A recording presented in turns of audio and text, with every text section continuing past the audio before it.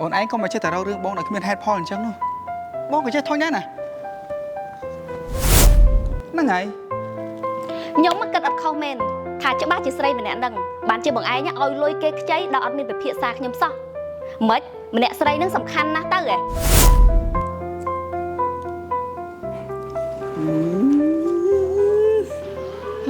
អ្វីដែលខ្ញុំគិតពិតជាមិនខុសមែន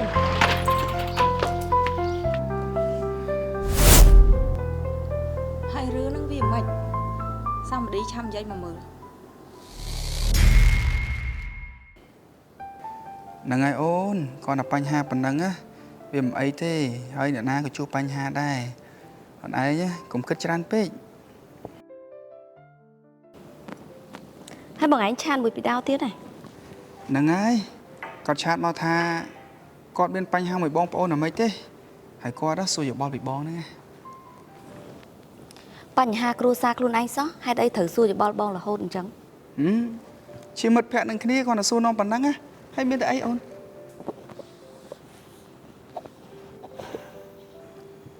ហើយមិនបានជាណៃធ្វើមុខអញ្ចឹងបងបងឯងរៀបការរួចហើយបងមិនគួរទៅតាក់ទងនិងផ្ដល់យោបល់ឲ្យមិត្តភក្តិស្រីអញ្ចឹងនោះទេហើយម៉េចអូនឯងចង់ឲ្យបងរៀបការហើយហ្នឹងឲ្យបងកាត់ការចោលមិត្តភក្តិទាំងអស់មែនខ្ញុំមិនមានន័យអញ្ចឹងទេតែបងឯងមិនគួរតាក់ទងឬផ្ដល់យោបល់ឲ្យមនុស្សស្រីទាំងខ្លួនឯងមានប្រពន្ធនោះទេហើយម៉េចចុះគាត់មិត្តភក្តិមានបញ្ហាបងជួយផ្ដល់យោបល់មិនបានទេអូនឯងដូចជាប្រកាន់ច្រើនពេកទៅដឹងហីមិនបានប្រកាន់ទេតែបងឯងគួរយល់ពីចិត្តមនុស្សស្រីខ្លះផងអូនឯងក៏មកចេះតែរករឿងបងដែលគ្មានហេតុផលអញ្ចឹងនោះបងក៏ចេះធុញដែរណា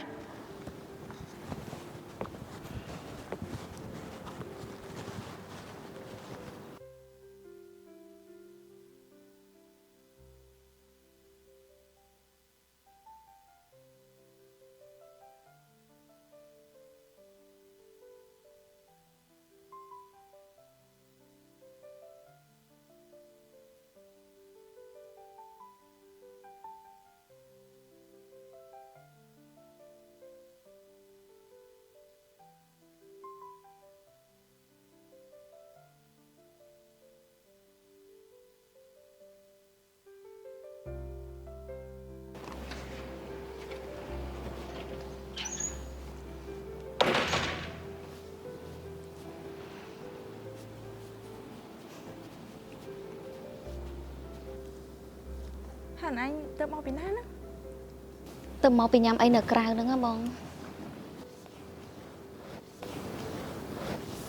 ទៅមកពីញ៉ាំអីចា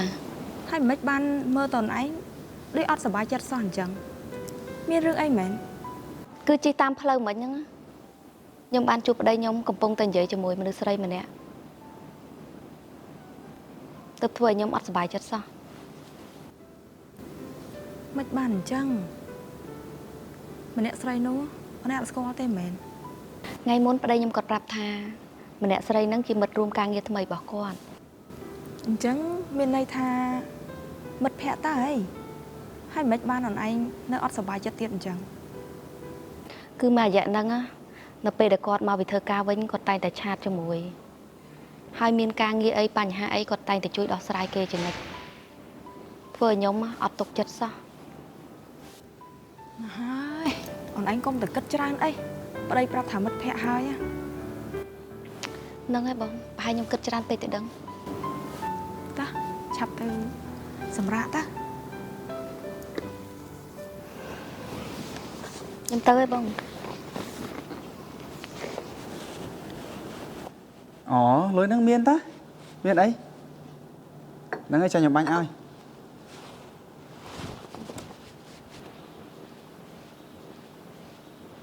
បងអើយម្សិលមិញម៉ែទៅបើកលុយឲ្យមែនអត់ហ្នឹងហើយទៅបើកលុយម៉េចហ៎គឺថាអូនទិញអីវ៉ាន់ដល់ពេលទៅខ្វះលុយអញ្ចឹងចង់ឲ្យបាញ់មក3លានសិនឥឡូវលុយបងសអត់ដល់3លានផងហ្នឹងបងបាញ់អាណៃ1លានហើយអាណៃគិតមិនដែរស្អីគេលុយប៉ុណ្ណឹងបងអត់មានចុះក្រែងប្រាក់ខែទៅបើកម្សិលមិញទៅដោយសារតែមុននេះបងឲ្យមិត្តភក្តិគាត់ខ្ចីមួយចំនួនបាត់ហើយហ្នឹង មិនបងឯងធ្វើអញ្ចឹង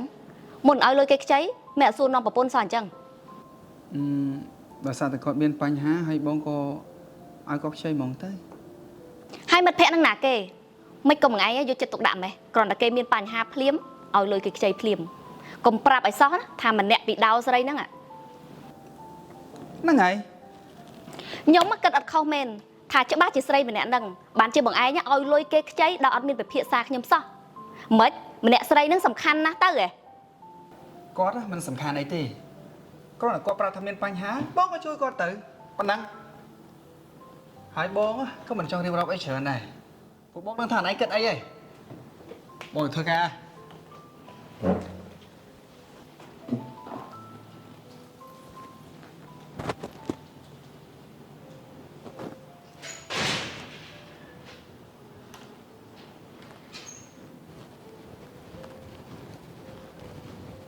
ហើយមានរឿងអីនឹងអូន គឺប្តីរបស់ខ្ញុំហ្នឹងគាត់យកលុយទៅឲ្យមនុស្សស្រីដែលខ្ញុំនិយាយប្រាប់បងឯមុនណាខ្ចីដល់មានភាសាខ្ញុំសោះ ហើយមិនបានจะឲ្យលុយគេខ្ចីស្រួលស្រួលហ្មង ខ្ញុំក៏យល់ដែរបងហេតុអីបានជាគាត់ធ្វើអញ្ចឹងប្រហែលជាគាត់មានតំណែងតំណងអីពិសេសមួយម្នាក់ស្រីហ្នឹងហើយអត់បានទេខ្ញុំត្រូវតែរកធ្វើអីមួយយ៉ាងហើយ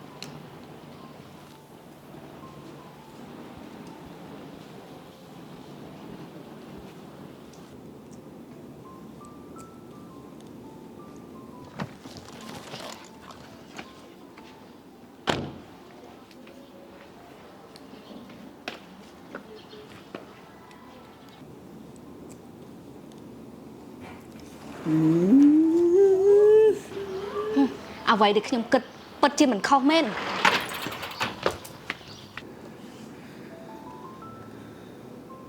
ឡូវគិតមិនទៅ មិនអីចាំបងដោះស្រាយជាមួយគាត់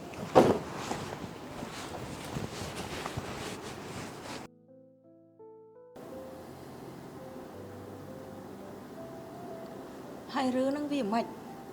សម្បតីឆាំនិយាយមកមើល តាមពិតទៅទំនាក់ទំនងរបស់ខ្ញុំនឹងពីដោមិនដូចអ្វីដែលប្រពន្ធខ្ញុំបាននិយាយទេគាត់នឹងខ្ញុំត្រឹមតែជាមិត្តភក្តិធម្មតាទេគាត់ខ្លួនឯងទេដែលមានចិត្តប្រកាន់ហួសហេតុពេកហ៎ គ្រាន់តែជាមិត្តមិនបាញ់គិតមើលយប់ឡើងឆាតជុំគ្នាមកបងពីបោអាហ្នឹងឯងតំណែងតំណងមិត្តភក្តិដើរជុំគ្នាឲ្យលុយគ្នាហ្នឹងឯងតំណែងតំណងមិត្តភក្តិឥឡូវសាកនិយាយមើល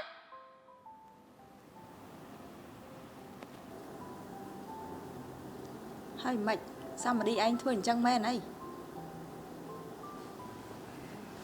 តាមពិតទៅខ្ញុំពិតជាមានទំនាក់ទំនងជាមួយគាត់មែនតែខ្ញុំគ្រាន់តែជាការលេងសើចមួយគាត់ទេ ខ្លួនឯងមានប្រពន្ធហើយនៅលេងសើចមួយត្រីផ្សេងទៀតតើសមអត់ សមខ្ញុំមិនដឹងទេខ្ញុំដឹងតែថាខ្ញុំមិនបានខុសទេ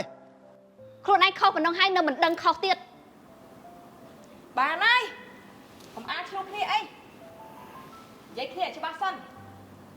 ឡូវអូនឯងហើយនឹងស្រីម្នាក់នោះមានតំណែងតំណងអីជាមួយគ្នាឲ្យប្រកបកុំកុហក និយាយទៅស្មោះត្រង់ទៅដំបូងឡើយតំណែងរបស់ពួកខ្ញុំគ្រាន់តែជាមិត្តភក្តិធម្មតាទេតែនៅពេលដែលតាក់ទងយូរទៅពួកខ្ញុំក៏មានចិត្តលើគ្នាទើបរឿងខ្លះទៅជាបែបហ្នឹងហ៎បង បងឯងឃើញអត់ដូចអ្វីដែលខ្ញុំគិតអត់ខុសទេ ហើយឥឡូវឬវាកើតឡើងបែបហ្នឹងហើយ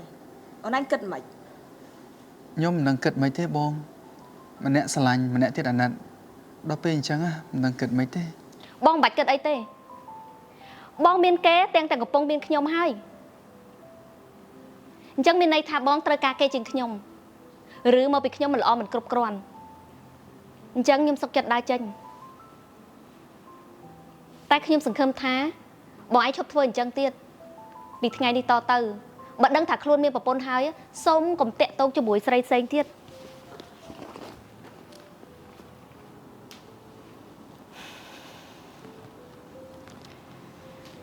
ដំណាក់កាលនេះហើយបងក៏មិនដឹងថាសម្របសម្រួលយ៉ាងម៉េចទេតែបងចង់ប្រាប់អូនឯងថាទង្វើទាំងអស់នេះអូនឯងធ្វើពិតជាមិនត្រឹមត្រូវទេព្រោះបងជាមនុស្សស្រីដូចគ្នាច្បាស់ណាស់ពិតជាមានអារម្មណ៍ថាមិនទុកចិត្តទេ